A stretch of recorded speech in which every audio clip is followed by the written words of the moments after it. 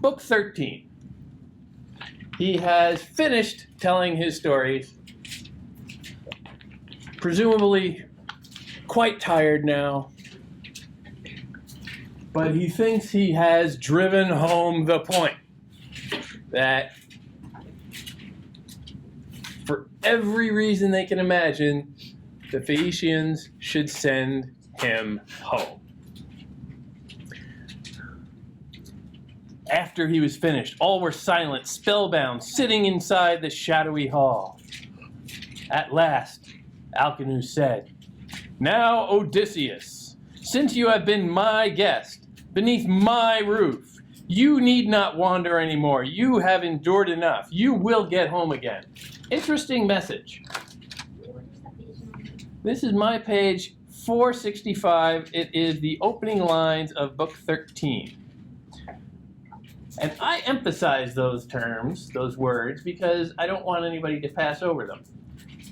Since you have been my guest, underneath my roof, when a guy starts going about, "not under my roof," what does that usually mean? I'm the boss. I'm the boss. The big dog. Yeah. I call the shots here, not the queen. I'm the guy. I'm the boss. You're talking to me. I make the decisions. I am the head of this household, damn it. Subtle. Odysseus can read people. Odysseus can read situations, and he has been sort of exploiting this little power dynamic between them.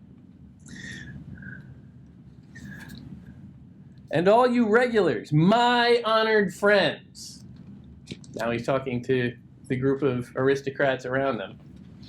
Not the queens. "My honored friends, who always drink red wine here in my house." It's right here. It's, again, you can skim over it, but it's banging you in the face with all the subtlety of a brick. "And listen to my singer. Heed my words." Somebody's got a severe inferiority complex here. If you got to brag, it's not that much.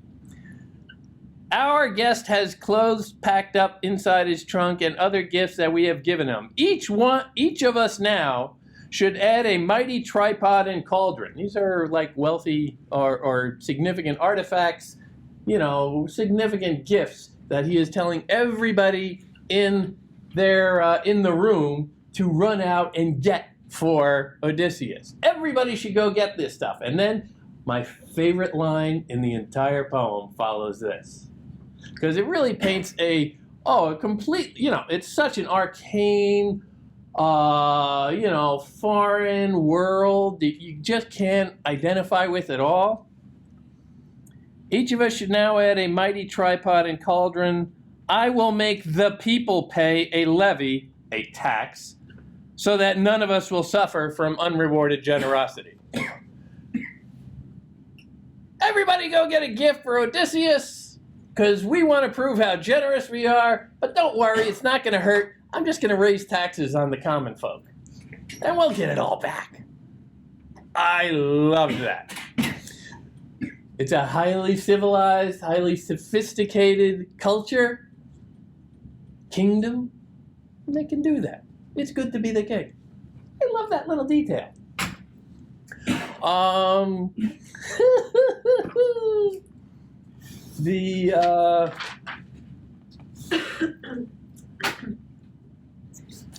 The effect of all of this, of Alcinous asserting himself and becoming the big dog in the house and putting the little woman in her place where she belongs. Think again of Penelope coming down and being sent away by her son. Go up and do your work. Attend to your women's work. Odysseus plays to the king, and Odysseus rewards the king with this kind of attention, legitimizes him as a fellow king. Around line 60, Godlike Odysseus stood up and put a double-handed cup into the hands of Arete. His words flew out to her. Bless you forever, queen, until old age and death arrive for you, as for us all. I will leave now. Be happy in your home and children, and your people, and your king. Be happy in your place.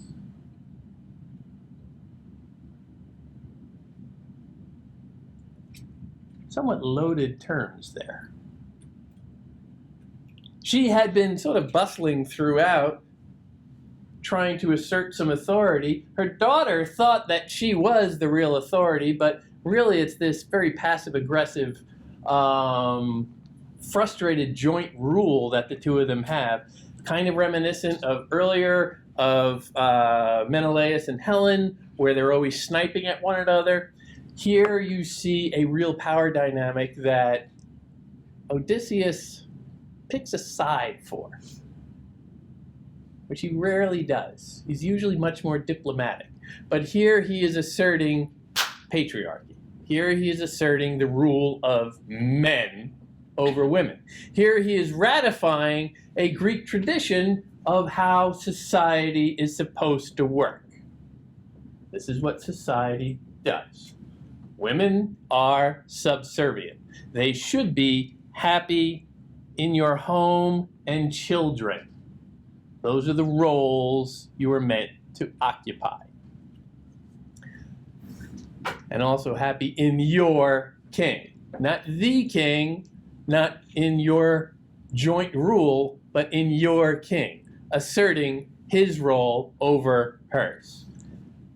Odysseus is arguing for tradition, custom. This is what it means to be Greek. A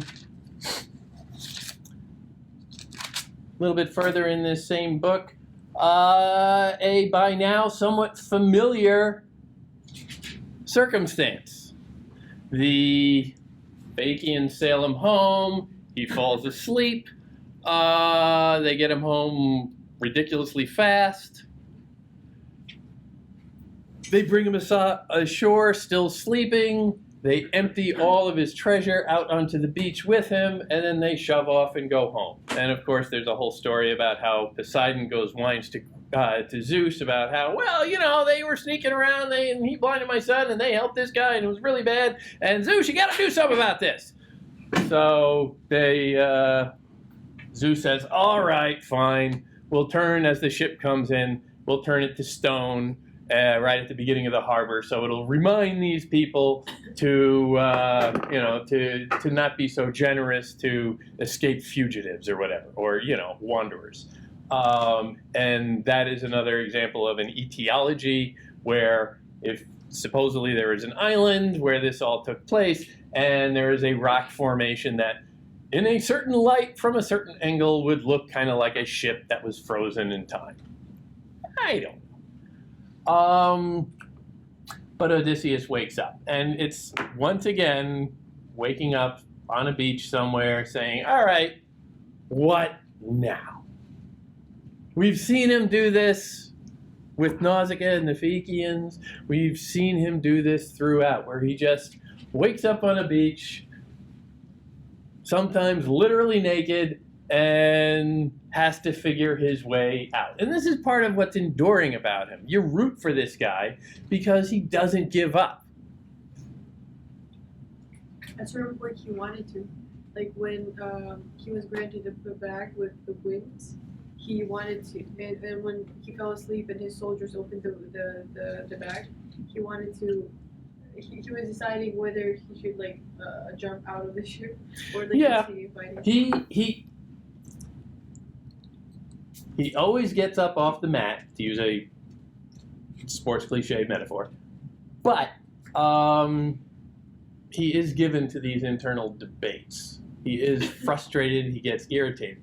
And his first words, after his big long story, the first words you actually hear him say, the first dialogue reported for him, is essentially a rant, an irrational whine fest You know, where am I now? Are those who live here violent and cruel, or are they kind to strangers, folks who fear the gods? Where can I carry all my treasure, and where can I go wandering? If only I had remained there in Phaeacia till I went on to some other mighty king who might have been my friend and helped me home.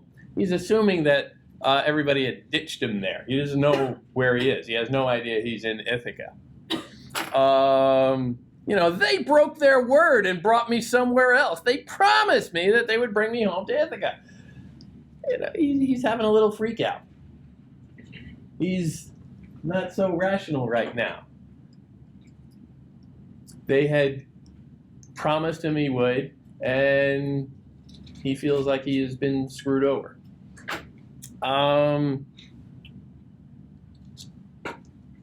Who comes to meet him? The goddess Athena. She turns him into a poor man. Again, you're getting ahead. You're getting ahead. She comes to him in disguise herself first, right? Yes. And he doesn't know how to take that. Again, he's a little bit confused. And she tells him, "Oh yeah, you're on Ithaka." Like, oh. But he doesn't automatically drop that veil, and he creates a story about how he got there. And she's just sort of looking at him. Yeah, that's who you are? Really? You're just an ordinary guy? Really? She can see right through him. We can see her seeing right through him, and he's just going through that thing. You know, all right, I'm Odysseus. I can tell a story. I'm going to just whip one out here, and yeah, everybody's going to believe me because I'm very believable.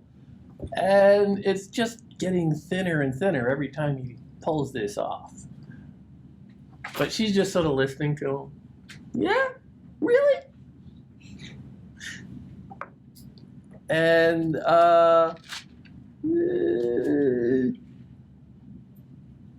she has this nice little moment around line 290.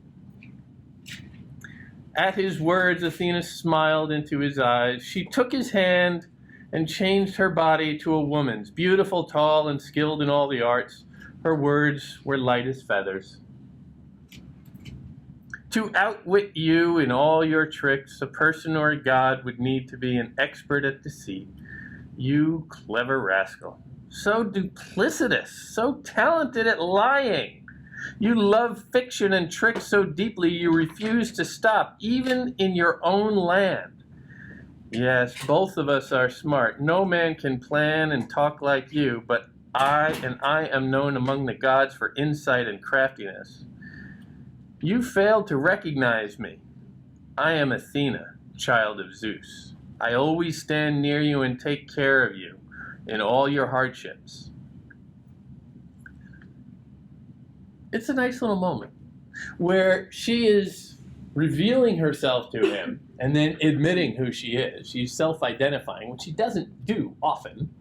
Usually she'll go and, you know, she'll don a disguise, go interact with the humans, and then the most she'll do is sort of like transform into a bird on her way out of there.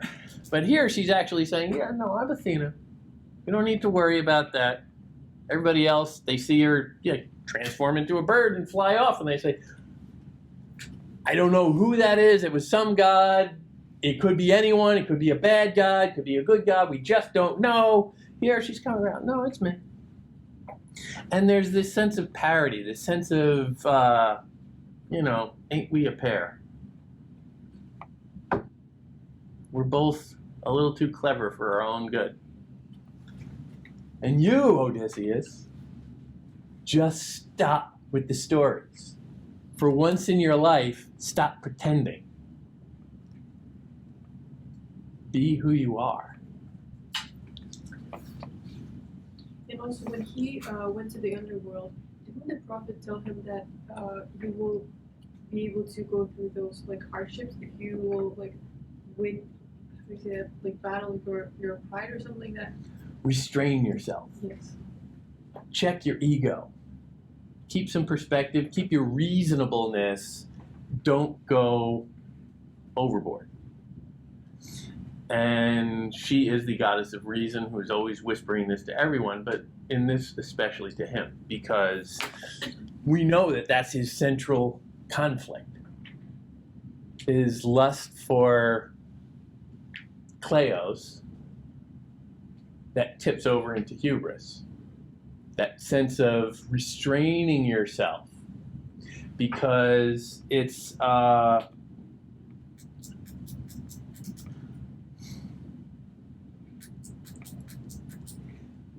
Odysseus is on his way back from the war. He was a soldier throughout the war and operated on a soldier's terms. And here you can think of things very currently. Soldiers come back from war, they don't just click back into a civilian mindset. There's a fundamental understanding of reality that is suddenly shifted. The rules of warfare are very different from the rules of civilization and polite society. Odysseus, throughout all of this, is making a very bumpy transition from warfare to peacetime. And Athena is pointing out that you're no longer at war.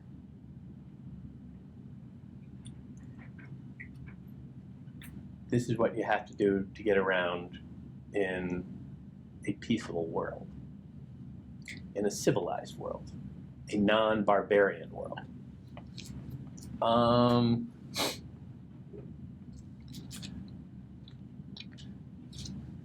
Around line 315, Odysseus, still wary. Polytropos, Polymetis, always thinking, always turning, always suspicious. Still wary, answered, Goddess, even the smartest man may find it hard to recognize you. You disguise yourself so many ways. I do know that you helped me during the Trojan War so long ago. But when we Greeks had sacked the town of Priam and we embarked, the gods dispersed our fleet. I did not see you there on board my ship, daughter of Zeus. You gave me no protection. Lost and confused, I waited for the gods to free me from my pain. And again, pain is another spin on his name, Odysseus. Translate better in the original Greek. I met you later, enriched Phaeacia. He's sort of challenging her here. He's testing her. Where were you when I really needed you? You're a goddess. You could have brought me home like that. Instead, I've been on this wild, wild ride.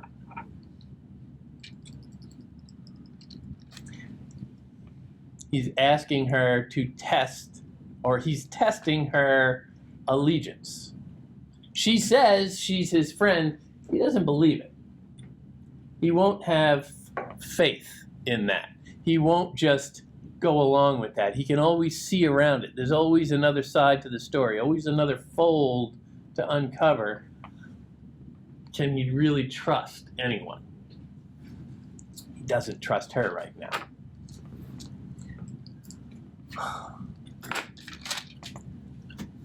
They come up with a plan to strike back. And what is his plan? Remember, he went to his slave. Again.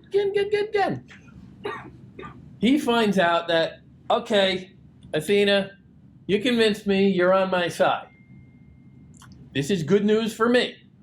I can go into battle with a goddess on my side. I like my odds. So all you got to do is give me the extra whammy.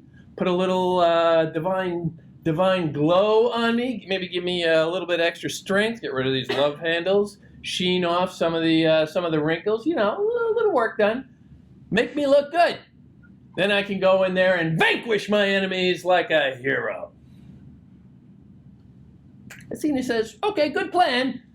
One or two little tweaks. What are those tweaks?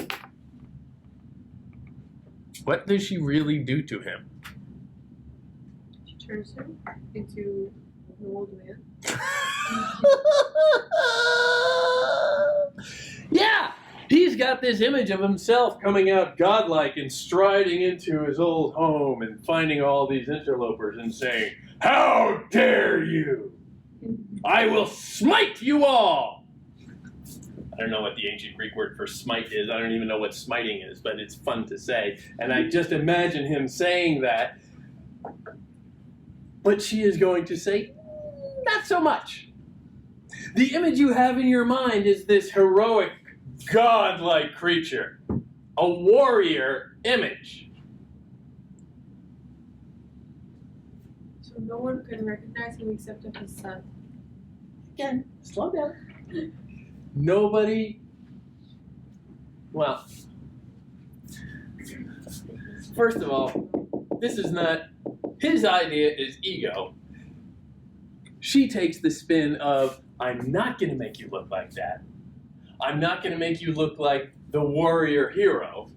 I'm going to make you look like a broken down old beggar. An old man. Not the hero. Humanity at its most vulnerable.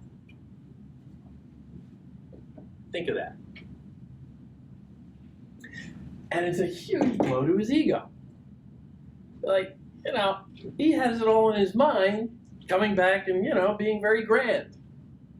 And the goddess can do this. They can clean him up, give him that glow. Again, lose the love handles.